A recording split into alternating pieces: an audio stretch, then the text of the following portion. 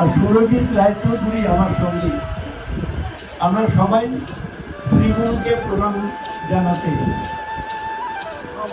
আমি শ্রীগুরু দুর্গাপ্রসন্ন পরমহংস তার অলৌকিক শিক্ষার কথা জানি।